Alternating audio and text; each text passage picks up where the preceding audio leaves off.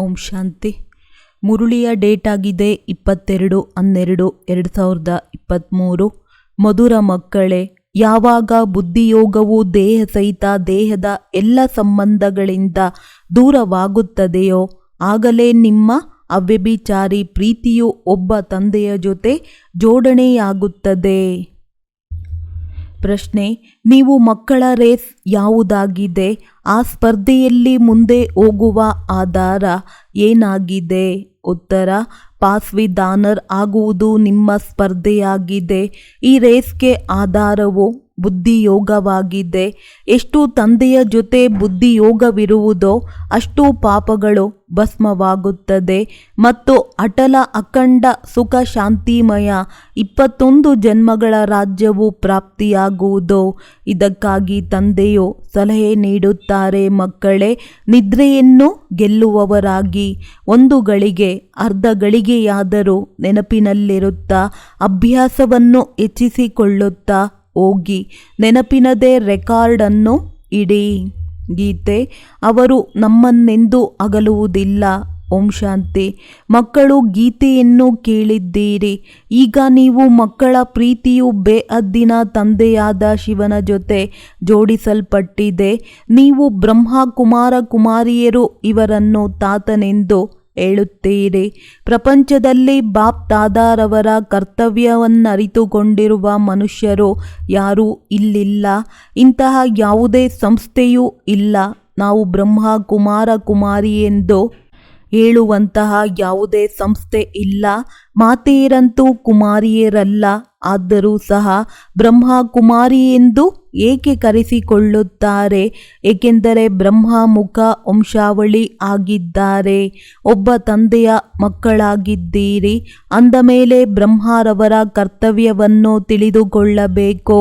ಬ್ರಹ್ಮ ಯಾರ ಮಗನಾಗಿದ್ದಾರೆ? ಶಿವನ ಮಗ. ಶಿವ ತಂದೆಗೆ 3 ಮಕ್ಕಳು. ಬ್ರಹ್ಮ, ವಿಷ್ಣು, ಶಂಕರರು ಸೂಕ್ಷ್ಮ ವತನವಾಸಿಗಳಾಗಿದ್ದಾರೆ. ಈಗ ಪ್ರಜಾಪಿತ ಬ್ರಹ್ಮರವರಂತೂ ಸ್ಥೂಲ ವತನವಾಸಿಯಾಗಿರಬೇಕು. ನಾವು ಪ್ರಜಾಪಿತ ಬ್ರಹ್ಮರವರ ಮುಖ ವಂಶಾವಳಿ ಆಗಿದ್ದೇವೆಂದು ಎಲ್ಲರೂ ಹೇಳುತ್ತಾರೆ. ಅಂದ ಮೇಲೆ ಕುಖ ವಂಶಾವಳಿಯಂತೂ ಆಗಿರಲು ಸಾಧ್ಯವಿಲ್ಲ. ಇದೇನು ಗರ್ಭದಿಂದ ಆದ ಜನ್ಮವಲ್ಲ. ಮತ್ತೆ ನಿಮ್ಮೊಂದಿಗೆ ಇವರೆಲ್ಲರೂ ಬ್ರಹ್ಮ ಕುಮಾರ ಕುಮಾರಿಯರೆಂದು ಏಕೆ ಕರೆಸಿಕೊಳ್ಳುತ್ತಾರೆಂದು ಕೇಳುವುದೇ ಇಲ್ಲ. ಮಾತೆಯರು ಸಹ ಬ್ರಹ್ಮ ಕುಮಾರಿಯರಾಗಿದ್ದಾರೆ. ಅಂದ ಮೇಲೆ ಅವಶ್ಯವಾಗಿ ಬ್ರಹ್ಮನ ಮಕ್ಕಳು ಬ್ರಹ್ಮನ ಮುಖ ವಂಶಾವಳಿಯಾದರು. ಇವರೆಲ್ಲರೂ ಈಶ್ವರನ ಸಂತಾನರಾಗಿದ್ದಾರೆ. ಈಶ್ವರ ಯಾರು? ಅವರು ಪರಂಪಿತ ಪರಮಾತ್ಮ ರಚಯಿತನಾಗಿದ್ದಾರೆ. ಯಾವ ವಸ್ತುವಿನ ರಚನೆ ಮಾಡುತ್ತಾರೆ? ಸ್ವರ್ಗವನ್ನು ರಚಿಸುತ್ತಾರೆ. ಅಂದ ಮೇಲೆ ಅವಶ್ಯವಾಗಿ ತಮ್ಮ ಮೊಮ್ಮಕ್ಕಳಿಗೆ ಸ್ವರ್ಗದ ಆಸ್ತಿಯನ್ನು ಕೊಡುತ್ತಾರೆ. ರಾಜಯೋಗವನ್ನು ಕಲಿಸಲು ಅವರಿಗೆ ಶರೀರ ಬೇಕೋ? ಹಾಗೆಯೇ ಪೇಟವನ್ನು ತೊಡಿಸುತ್ತಾರೇನೋ? ಶಿವ ತಂದೆಯು ಕುಳಿತು ಬ್ರಹ್ಮಮುಖ ವಂಶಾವಳಿಗೆ ಪುನಃ ರಾಜಯೋಗವನ್ನು ಕಲಿಸುತ್ತಾರೆ. ಏಕೆಂದರೆ ಪುನಃ ಸ್ವರ್ಗ ಸ್ಥಾಪನೆ ಮಾಡುತ್ತಾರೆ. ಇಲ್ಲವೆಂದರೆ ಇಷ್ಟೆಲ್ಲ ಬ್ರಹ್ಮ ಕುಮಾರ ಕುಮಾರಿಯರು ಎಲ್ಲಿಂದ ಬಂದರು? ಆಶ್ಚರ್ಯವಾಗಿದೆ. ಯಾರೂ ಧೈರ್ಯವಾಗಿ ಕೇಳುವುದಿಲ್ಲ. ಇಷ್ಟೊಂದು ಸೇವಾ ಕೇಂದ್ರಗಳಿವೆ. ತಾವು ಯಾರು? ತಮ್ಮ ಪರಿಚಯವನ್ನ ಕೊಡಿ ಎಂದು ಕೇಳಬೇಕಿತ್ತೋ? ಆದರೆ ಇದಂತೂ ಸ್ಪಷ್ಟವಾಗಿದೆ. ಪ್ರಜಾಪಿತ ಬ್ರಹ್ಮನಿಗೆ ಕುಮಾರ ಕುಮಾರಿಯರು ಮತ್ತು ಶಿವನ ಮೊಮ್ಮಕ್ಕಳು ನಾವು ಅವರಿಗೆ ಮಕ್ಕಳಾಗಿದ್ದೇವೆ. ಅವರೊಂದಿಗೆ ನಮ್ಮ ಪ್ರೀತಿ ಇದೆ. ಶಿವ ತಂದೆಯೂ ಸಹ ತಿಳಿಸುತ್ತಾರೆ, ಎಲ್ಲರಿಂದ ಪ್ರೀತಿ ಅಥವಾ ಬುದ್ಧಿಯೋಗವನ್ನು ತೆಗೆದು ನನ್ನೊಬ್ಬನ ಜೊತೆ ಬುದ್ಧಿಯೋಗವನ್ನಿಡಿ.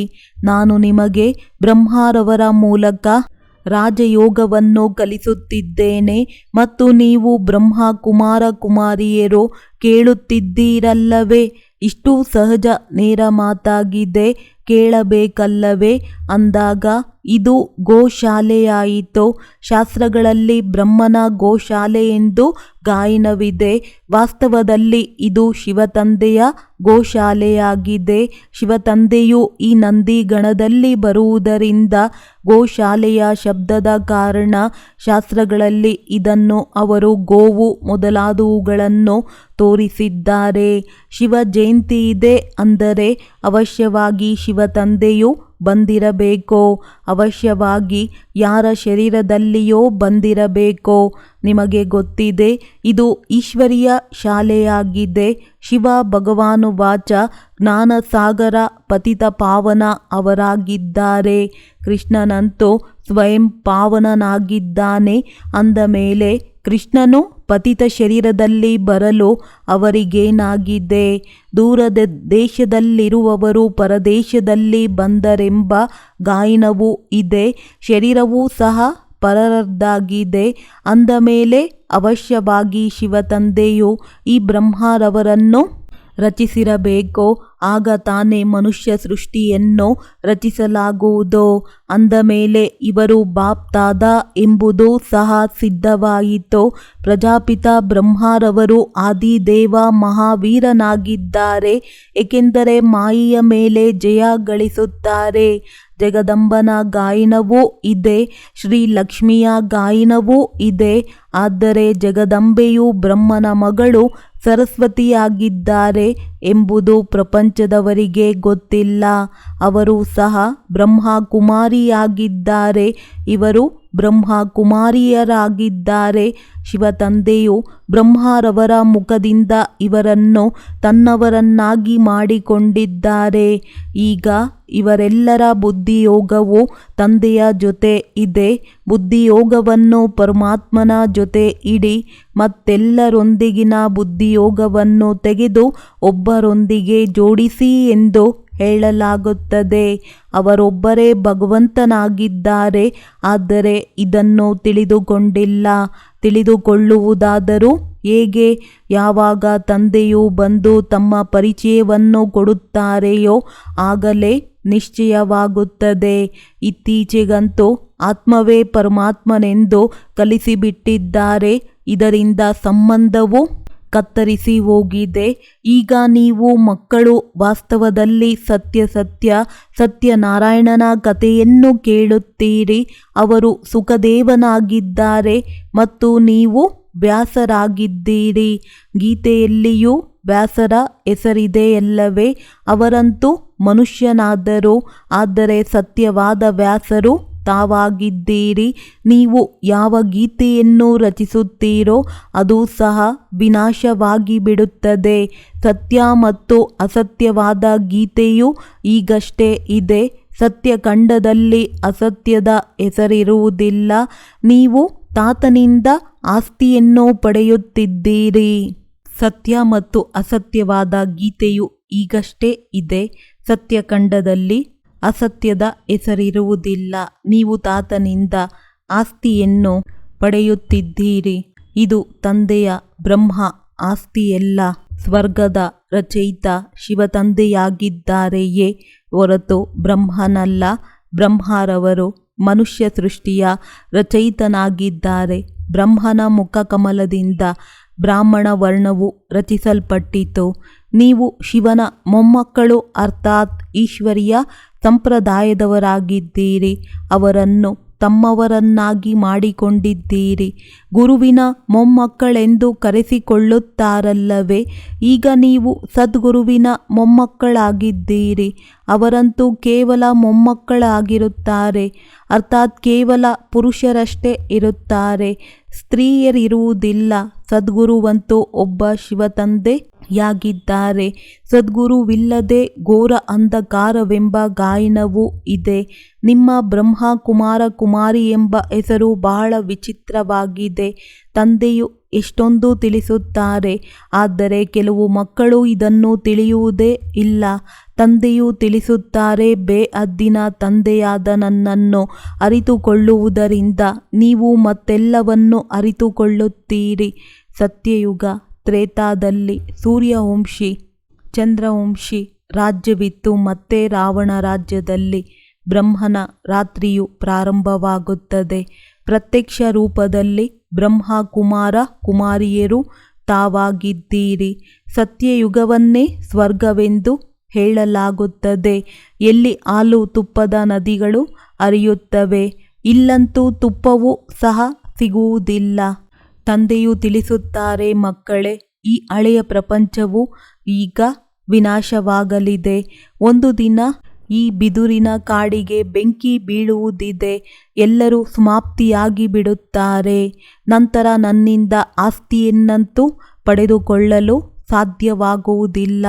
ನಾನು ಬರುತ್ತೇನೆಂದರೆ ಅವಶ್ಯವಾಗಿ ಶರೀರದ ಆಧಾರವನ್ನು ತೆಗೆದುಕೊಳ್ಳಬೇಕಾಗುತ್ತದೆ. ಮನೆಯಂತೂ ಬೇಕಲ್ಲವೇ? ತಂದೆಯು ಎಷ್ಟೊಂದು ಚೆನ್ನಾಗಿ ರಮಣೀಕತೆಯಿಂದ ತಿಳಿಸುತ್ತಾರೆ. ಈಗ ನೀವು ನನ್ನ ಮೂಲಕ ಎಲ್ಲವನ್ನೂ ತಿಳಿದುಕೊಂಡಿದ್ದೀರಿ. ಈ ಸೃಷ್ಟಿ ಚಕ್ರವು ಹೇಗೆ ಸುತ್ತುತ್ತದೆ ಎಂಬುದನ್ನು ಯಾರೂ ತಿಳಿದುಕೊಂಡಿಲ್ಲ. 84 ಜನ್ಮಗಳನ್ನು ಯಾರು ತೆಗೆದುಕೊಳ್ಳುತ್ತಾರೆ? ಎಲ್ಲರೂ ತೆಗೆದುಕೊಳ್ಳುವುದಿಲ್ಲ. ಅಂದ ಮೇಲೆ ಅವಶ್ಯವಾಗಿ ಮೊಟ್ಟಮೊದಲು ಬರುವಂತಹ ದೇವಿ ದೇವತೆಗಳೇ 84 ಜನ್ಮಗಳನ್ನು ಪಡೆಯುತ್ತಾರೆ. ಈಗ ಅವರಿಗೆ ಪುನಃ ನಾನು ರಾಜಯೋಗವನ್ನು ಕಲಿಸುತ್ತೇನೆ. ಭಾರತವನ್ನು ಪುನಃ ನರಕದಿಂದ ಸ್ವರ್ಗವನ್ನಾಗಿ ಮಾಡಲು ನಾನು ಬರುತ್ತೇನೆ. ನಾನು ಇದನ್ನು ಬಿಡುಗಡೆ ಮಾಡುತ್ತೇನೆ.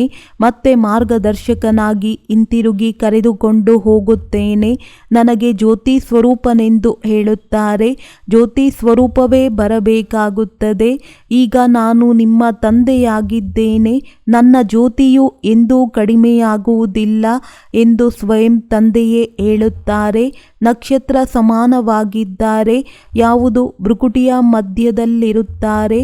ಉಳಿದೆಲ್ಲ ಆತ್ಮಗಳು ಒಂದು ಶರೀರವನ್ನು ಬಿಟ್ಟು ಇನ್ನೊಂದು ಶರೀರವನ್ನು ತೆಗೆದುಕೊಳ್ಳುತ್ತಾರೆ.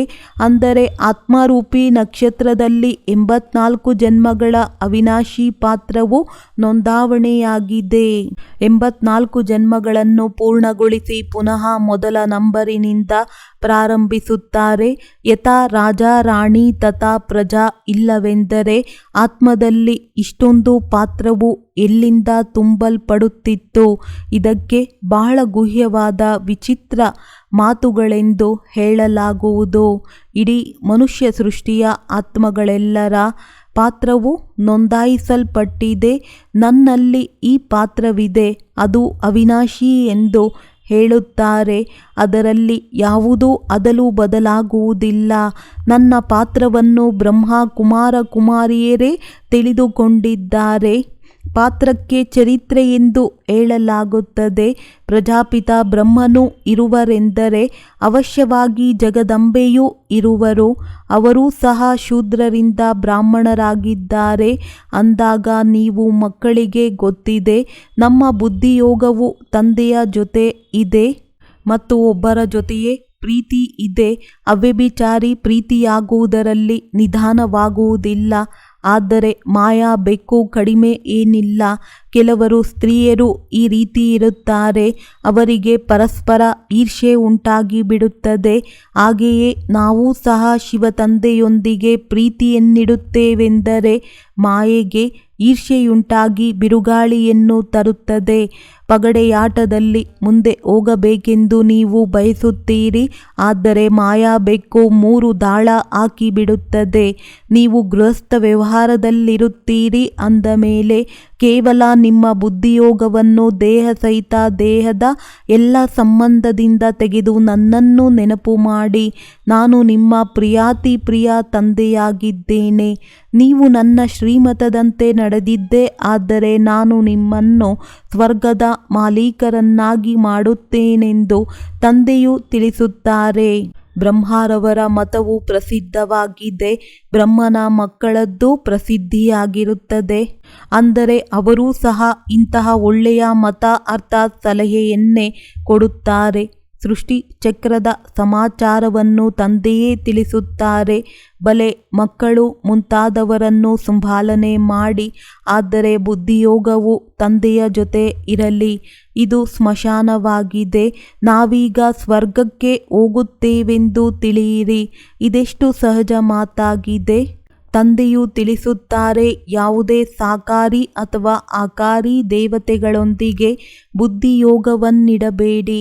ತಂದೆಯು ದಲ್ಲಾಳಿಯಾಗಿ ಹೇಳುತ್ತಾರೆ, ಗಾಯನವಿದೆಯಲ್ಲವೇ, ಆತ್ಮಗಳು ಪರಮಾತ್ಮನಿಂದ ಬಹಳ ಕಾಲ ಅಗಲಿದ್ದರು. ಈಗ ಬಹಳ ಕಾಲದಿಂದ ದೇವಿ ದೇವತೆಗಳೇ ಅಗಲಿದ್ದರು. ದೇವಿ ದೇವತೆಗಳೇ ಮೊಟ್ಟ ಮೊದಲು ಪಾತ್ರವನ್ನಭಿನಯಿಸಲು ಬರುತ್ತಾರೆ. ಅಂತಿಮದಲ್ಲಿ ಯಾವ ಸದ್ಗುರು ದಲ್ಲಾಳಿಯು ಯಾವಾಗ ಸಿಗುತ್ತಾರೆಯೋ ಆಗ ಸುಂದರ ಮೇಳವಾಗುತ್ತದೆ. ದಲ್ಲಾಳಿಯ ರೂಪದಲ್ಲಿ ತಿಳಿಸುತ್ತಾರೆ, ನನ್ನೊಬ್ಬನನ್ನೇ ನೆನಪು ಮಾಡಿ ಮತ್ತು ನಾವು ಕಾಮಚಿತೆಯಿಂದ ಇಳಿದು ಜ್ಞಾನಚಿತೆಯ ಮೇಲೆ ಕುಳಿತುಕೊಳ್ಳುತ್ತೇವೆಂದು ಪ್ರತಿಜ್ಞೆ ಮಾಡಿ. ನೀವು ಪುನಃ ರಾಜ್ಯ ಭಾಗ್ಯವನ್ನು ಪಡೆಯುತ್ತೀರಿ. ನಾವು ಇಷ್ಟು ಸಮಯ ಇಂತಹ ಪ್ರಿಯಾತಿ ಪ್ರಿಯ ತಂದೆಯನ್ನು ನೆನಪು ಮಾಡುತ್ತೇವೆಂದು ಚಾರ್ಟ್ ಇಟ್ಟುಕೊಳ್ಳಿ. ಹೇಗೆ ಕನ್ಯೆಯು ತನ್ನ ಪತಿಯನ್ನು ದಿನರಾತ್ರಿಯೂ ನೆನಪು ಮಾಡುತ್ತಾಳಲ್ಲವೇ, ಹಾಗೆಯೇ ತಂದೆಯು ತಿಳಿಸುತ್ತಾರೆ, ಏ ನಿದ್ರಾಜೀತ್ ಮಕ್ಕಳೇ, ಈಗ ಪುರುಷಾರ್ಥ ಮಾಡಿ 1 ಗಳಿಗೆ, ಅರ್ಧ ಗಳಿಗೆ ಹೀಗೆ ಪ್ರಾರಂಭಿಸಿ. ನಂತರ ನಿಧಾನವಾಗಿ ಹೆಚ್ಚಿಸಿಕೊಳ್ಳುತ್ತಾ ಹೋಗಿ. ನನ್ನೊಂದಿಗೆ ಬುದ್ಧಿಯೋಗವನ್ನಿಡುತ್ತೀರೆಂದರೆ ಪಾಸ್ ವಿತ್ ಆನರ್ ಆಗಿಬಿಡುತ್ತೀರಿ. ಇದು ಬುದ್ಧಿಯ ರೇಸ್ ಆಗಿದೆ. ಇದರಲ್ಲಿ ಸಮಯ ಹಿಡಿಸುತ್ತದೆ. ಬುದ್ಧಿಯೋಗದಿಂದಲೇ ಪಾಪಗಳು ಕತ್ತರಿಸಿ ಹೋಗುತ್ತವೆ. ಮತ್ತೆ ನೀವು ಅಟಲ ಅಖಂಡ ಸುಖ ಶಾಂತಿಮಯ 21 ಜನ್ಮ ರಾಜ್ಯ ಮಾಡುತ್ತೀರಿ. ಕಲ್ಪದ ಹಿಂದೆಯೂ ಮಾಡಿದ್ದೀರಿ. ಈಗ ಪುನಃ ರಾಜ್ಯ ಭಾಗ್ಯವನ್ನು ಪಡೆಯಿರಿ.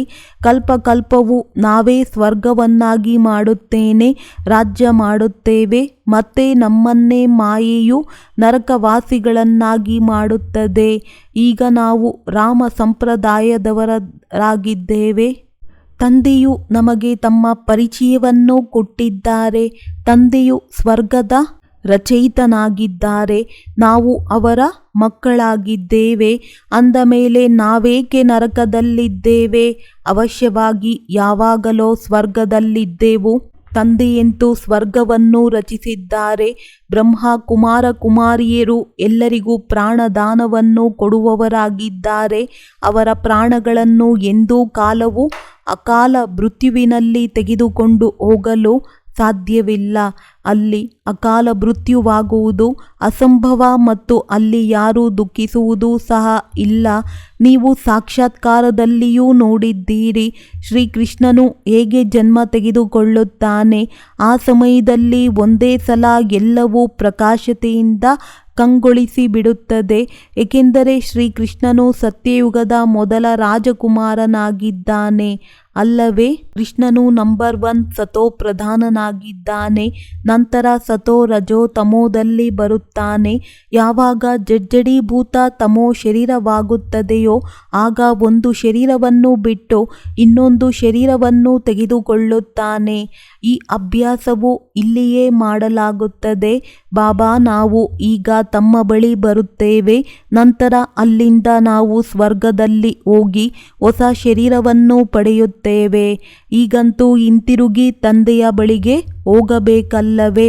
ಒಳ್ಳೆಯದು. ಮಧುರಾತಿ ಮಧುರ ಅಗಲಿ ಮರಳಿ ಸಿಕ್ಕಿರುವಂತಹ ಮಕ್ಕಳಿಗೆ ಪ್ರೀತಿಯ ಮಾತ್ಪಿತಾ ಬಾಪ್ದಾದಾರವರ ನೆನಪು, ಪ್ರೀತಿ ಹಾಗೂ ಸುಪ್ರಭಾತ. ಆತ್ಮೀಯ ಮಕ್ಕಳಿಗೆ ಆತ್ಮೀಯ ತಂದೆಯ ನಮಸ್ತೆ. ಧಾರಣೆಗಾಗಿ ಮುಖ್ಯ ಸಾರ: ಅಕಾಲ ಮೃತ್ಯುವಿನಿಂದ ಪಾರಾಗಲು ಎಲ್ಲರಿಗೆ ಪ್ರಾಣದಾನ ನೀಡುವ ಸೇವೆ ಮಾಡಬೇಕಾಗಿದೆ. ರಾವಣನ ಸಂಪ್ರದಾಯವನ್ನು ರಾಮನ ಸಂಪ್ರದಾಯವನ್ನಾಗಿ ಮಾಡಬೇಕಾಗಿದೆ. ಹೃದಯದ ಪ್ರೀತಿ ಒಬ್ಬ ತಂದೆಯೊಂದಿಗೆ ಇಟ್ಟುಕೊಳ್ಳಬೇಕಾಗಿದೆ. ಬುದ್ಧಿಯೋಗವನ್ನು ಅಲೆದಾಡಿಸಬಾರದು. ನಿದ್ರೆಯನ್ನು ಗೆದ್ದು ನೆನಪನ್ನು ಹೆಚ್ಚಿಸಿಕೊಳ್ಳುತ್ತಾ ಹೋಗಬೇಕಾಗಿದೆ. ವರದಾನ: ಶ್ರೀಮತದ ಪ್ರಮಾಣ ಜಿ ಹುಜೂರ್ ಮಾಡುತ್ತಾ ಹುಜೂರನ್ನು ಹಾಜೀರಾಗಿರುವಂತೆ ಅನುಭವ ಮಾಡುವಂತಹ ಸರ್ವ ಪ್ರಾಪ್ತಿ ಸಂಪನ್ನ ಭವ. ಯಾರು ಎಲ್ಲ ಮಾತುಗಳಲ್ಲಿ ತಂದೆಯ ಶ್ರೀಮತದ ಪ್ರಮಾಣ ಜಿ ಹುಜೂರ್ ಎಂದು ಹೇಳುತ್ತಾರೆ, ಆಗ ಮಕ್ಕಳು ಜಿ ಹುಜೂರ್ ಎಂದು ಹೇಳುವುದು ಮತ್ತು ತಂದೆ ಮಕ್ಕಳ ಎದುರು ಹುಜೂರ್ ಹಾಜರಾಗುವುದು. ಎಲ್ಲಿಂದ ಹುಜೂರ್ ಹಾಜರಾಗುತ್ತಾರೆ ಅಲ್ಲಿ ಯಾವುದೇ ಮಾತಿನ ಕೊರತೆ ಇರುವುದಿಲ್ಲ. ಸದಾ ಸಂಪನ್ನರಾಗಿ ಬಿಡುವಿರಿ. ದಾತ ಮತ್ತು ಭಾಗ್ಯವಿದಾತ ಇಬ್ಬರ ಪ್ರಾಪ್ತಿಗಳ ಭಾಗ್ಯದ ನಕ್ಷತ್ರ ಮಸ್ತಕದಲ್ಲಿ ಹೊಳೆಯುತ್ತಿರುವುದು. ಸ್ಲೋಗನ್: ಪರಮಾತ್ಮನ ಆಸ್ತಿಯ ಅಧಿಕಾರಿಯಾಗಿದ್ದಾಗ ಅಧೀನತೆ ಬರಲು ಸಾಧ್ಯವಿಲ್ಲ. ಒಳ್ಳೆಯದು. ಓಂ ಶಾಂತಿ.